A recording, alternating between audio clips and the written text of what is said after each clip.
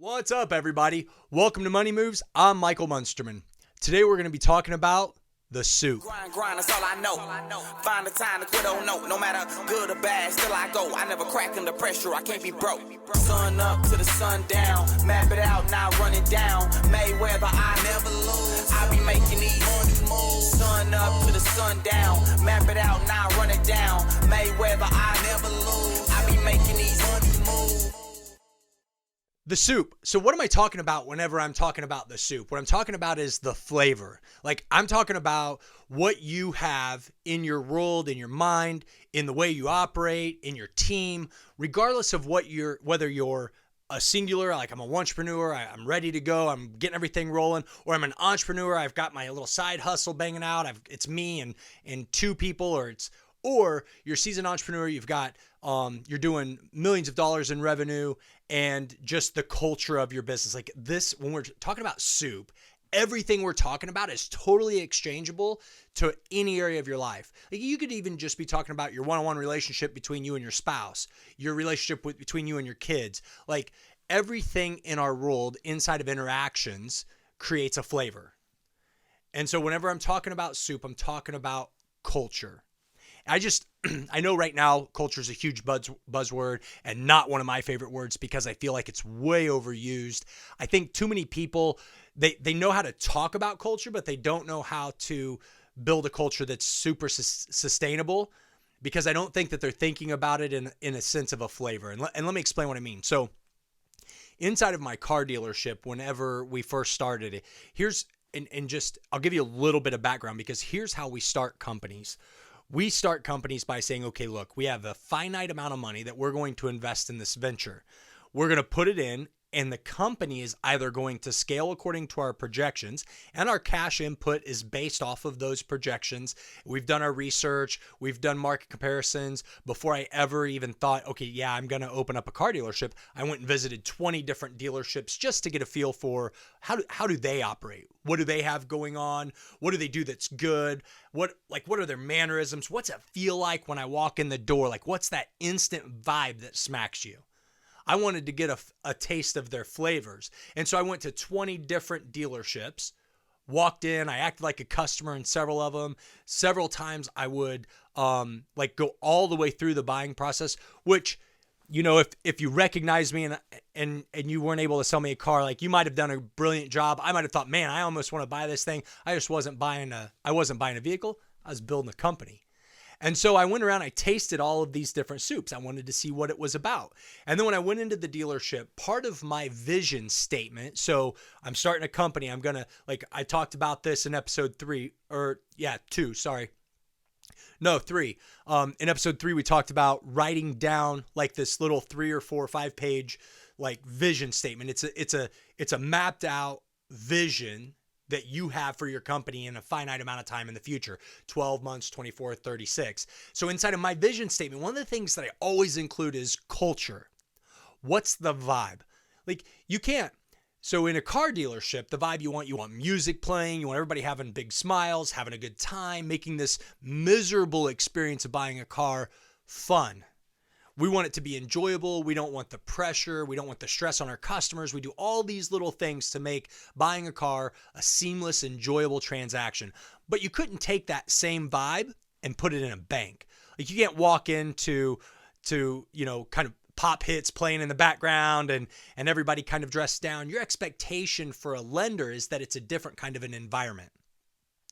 So what I do inside of that vision statement that I've written, I really, one of the things that I focus on is what do I want my culture to feel like? So now back to when we started the dealership, it was my daughter. We sent her off to college. She's got a degree in accounting. And so she came in to handle all of the back end, the finance stuff. And myself, I wanted to handle operations, sales. We hired one employee, a young guy. His name's Ernie. He's a cool guy. He's a hard worker. He does like above and beyond. And instantly, like from day one, he bought into this culture that we were building. I explained in great detail. I spent way too much time at the interview talking to him about what he was interested in and what his belief systems were in respect to customers than I did, okay, can you turn a wrench? Like, can you diagnose cars? One, I didn't know what questions to really ask. So I just thought, you know what? I'm going to get past all that. I'm going to find out if this guy's, if culturally, if he is going to be a good ingredient to add to my soup. Because I want to know, like, what are you going to add? What flavor are you going to bring to the table? And so I'm going to dig into that further, but when we first had this team of 3 people, every single day was an adventure, and all of us were learning processes. It was fun. It was sincere. Customers coming in and out. Like, there was this personal touch. Like, people expected to talk to me. They knew I was the owner. They knew Brooke was my daughter. They knew Ernie was our technician, and was super low key and super simple. Flash forward 18 months later, and like our numbers are through the roof. The number of cars we're selling, we're becoming a volume dealership. We started off with like 20 cars. We're up to 100 units on the lot. We were profitable inside of the first like 60 days. It was incredible. And we never looked back. Like, it just rolled back into it. I didn't need to take a check from it. So for me, I just dumped the money back in and continued to grow and scale and grow and scale and grow and scale. Adding key people, bringing more and more complex processes in place where I would do a job for a minute, step back and replace myself. Do a job for a minute, step back and replace myself. Do a job for a minute, step back and replace myself. And in every single one of those conversations with the people that I interviewed, it was way more about who they were as a person, what their core belief systems were. Now, there are some laws, there's some things you can't ask, and that's not really relevant anyway to what we're talking about. But most people will sprinkle who they are as a person into their resume, into their conversations. And frankly, when you're building a team or when you're talking to the people around you, like, has to be this conscious thought process to what is it that we're creating here.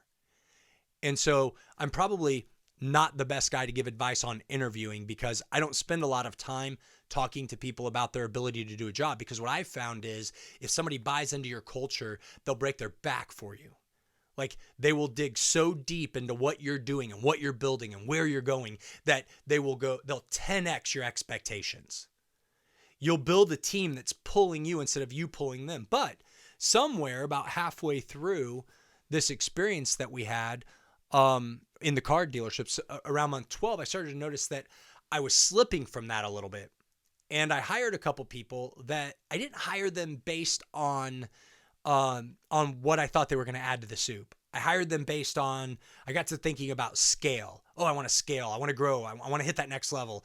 I want to get from this revenue to that revenue, this number of cars a month to that number of cars a month. And so I started to hire people not based on what I thought they would do to the soup, but instead what mechanically I thought they could do to the environment.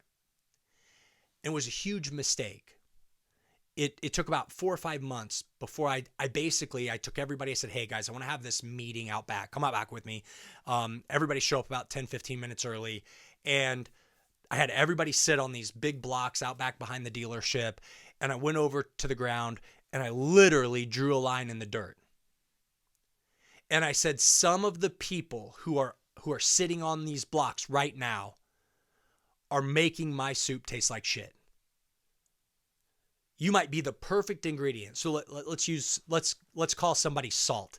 So I'm looking at Salt and I'm thinking, okay, Mr. Salt, you're the perfect ingredient to almost any food that you're added to. Like, you just have this amazing ability to enhance the flavor and make it just phenomenal. But what happens when salt's that little quality inside of salt that gets that flavor? What happens when you go too strong with salt? What happens when you get a half a cup of salt instead of just a sprinkle? Like, this is what was happening in my environment. I would see this super skill set that I needed to have in my business, but I was more focused on that skill set than the overall flavor. What was being added to the sauce, to the soup, to everything to make it just perfect. Because here's one thing that I can promise you. And I'll come back to the promise. So I'll come back and tell you what I'm talking about there. But inside of this conversation, when we're talking about your culture as you're building a team, like, I'm challenging you, don't think about your team as, do you have this skill set? Yes or no? Think about your team as this. Do you have the skill set, or a degree of this skill set, but where's your heart? And does your heart align with my vision statement? Are you who I expected to see step into my business to pull me, not me have to pull you? Because now I'll circle back to that promise. What I promise you is that inevitably you're going to have somebody that can fake sincerity long enough to get through the gate. But immediately you can tell when the flavor's off. Now, this is a huge mistake. I see a lot of people do this. And if you're listening to this and you manage people, or you've got a big team, or you're growing a team, the biggest mistake that I see entrepreneurs make whenever it comes to, or managers make whenever it comes to staffing, is that they are fast to hire and slow to fire. But the fact is that whenever a little bit of shit gets in your soup, it doesn't matter, a little or a lot. No one will ever eat it. Not only, and if it's bad enough, no one won't eat it just out. No one will ever eat it. You have to make a decision, pretty immediately. Once they let their guard down a little bit and you see, okay, real colors, people don't change. They just don't. Not quick enough that it's worth it for you to invest in that. So what I'm saying is, whenever you realize that the flavor is off, you got to get it out of your soup instantly. Because I'll tell you, so I drew that line in the sand and I looked at my team of 10 people and I said, here is, I'm going to repeat. You guys have all heard this before. I'm going to say it again. This is the vision statement. And inside of these 10 people, there were about 6 of them that I'm 100%. I know where their heart's at. I know where their loyalties are. I know what they're feeling, what their vibe is, and what they give us. And then the other 2, there were 2 more that I wasn't sure. I'm on the line. And then the other 2, I'm thinking, these guys are making my soup taste foul. I'm not into it. I'm not into this flavor. And so I had everybody leave except those 2. I literally made everybody step across the line. I gave them a choice. Everybody chose to step, but then I grabbed the 2 that I was afraid, okay, this isn't the best. And I pulled each one of them aside. I said, look, I want to talk to you real quick. I definitely want to make sure that you know that you're the right flavor for the soup.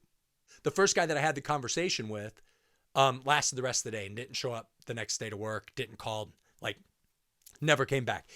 I guess he did come back 45 days later, maybe when he thought the sting was gone, to pick up his last check. The other guy that I pulled aside and I'm like, dude, where are you? Your head's not in it. I want to believe that you want to be here, but I just don't. And I knew it in my heart, but I hadn't I hadn't forced the conversation to him. And he just looked me dead in the eyes. He's like, look, this is the hardest thing I've ever had to do because I really love what you guys are doing here. But for me, it's just not a good fit anymore. And I got a better opportunity. I don't know how to tell you. And I said, cool, consider me told. We're good. And because here's the thing. He was a key person. I didn't want to lose him. It was critical, mission critical, that he be a successful, integral part of the team. But what I knew is if I could find somebody with a similar skill set, but the right flavor, my soup would get better and better and better. And I had the guy who was right under my nose, and I approached him and said, hey, come join the team. Here's what I see. Here's where I think we can take this. Again, vision statement. Here's what the vision is. Here's what our culture is currently. Here's what I think you're going to add to it and why I think you're important to bring into this fire. We're going to build some big shit, and I think it'll be awesome.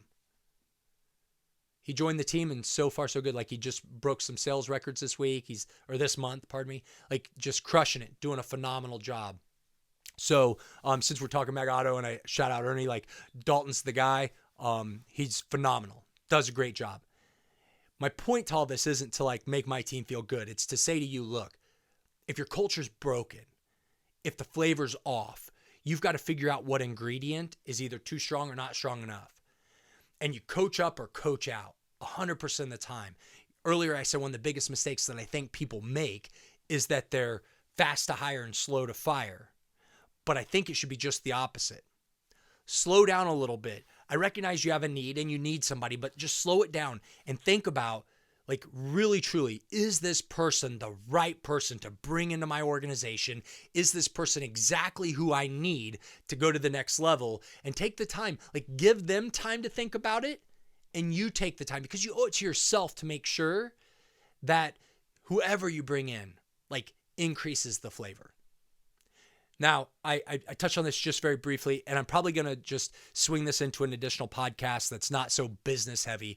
But Like this same thing works on a micro level inside of you. The way you carry yourself and communicate with everyone leaves a taste in their mouth. And I think one of the hardest things for people to do is to truly take the time to recognize that you're not always very tasty.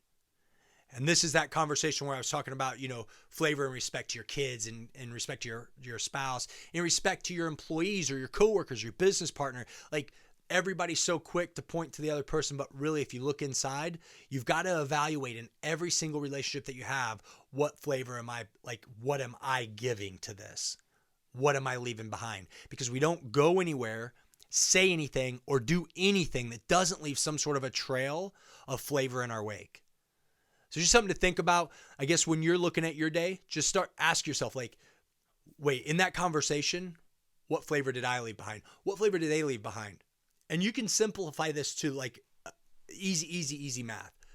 Was that a good feeling I left with or a bad one? Is that a good conversation or a bad one? And just roll on that way. But really just turn internally and ask yourself this question. When I'm talking to people, what kind of a flavor am I leaving? In my organization, what is the flavor that my customers are tasting whenever they step in? Really look at and be real.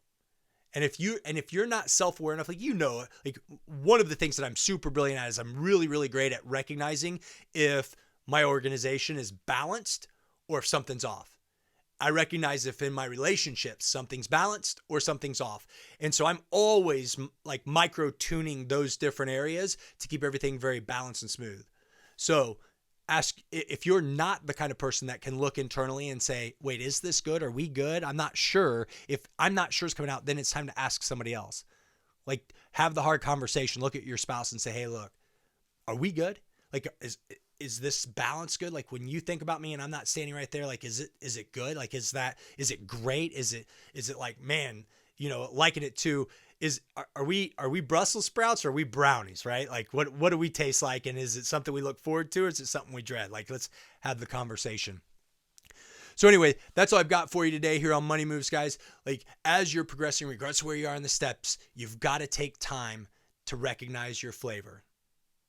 Savvy? All right, so just as a final kickoff here, I want to share some good news with you. We just got picked up on iTunes in the podcast here. So if you're on some other medium, hit us up. You can find the book, you can find the podcast, you can find everything that I'm doing. If you want to talk to me about keynote speaking or we do some coaching, some different things like that, go to www.michaelmunsterman.com. There are links there that'll take you to our Instagram, it'll take you to our Facebook, it'll take you anything that you want that we've got going on. If you want to jump in line get your name on the list for the book release, you want some of that information on the front side, everything's available there. Again, www.michaelmunsterman.com. You can also sign up to join M4 Nation there. And that's Money Moves with Michael Munsterman's Nation. It's basically just a conglomerate of people who want to stay in the loop on all things business that I use. I use that to send out a newsletter and touch on people and just say, hey, look, practical steps every single week, different things you can do, different tools I found, different apps I found, whatever my conversation of the week is to help you hack life and just make yours that much better, help you make those moves necessary to get where you want to be. All right, guys, have a great rest of your week. Until next time. Sun up to the sun down, map it out, now run it down. Mayweather, I never lose. I be making these moves.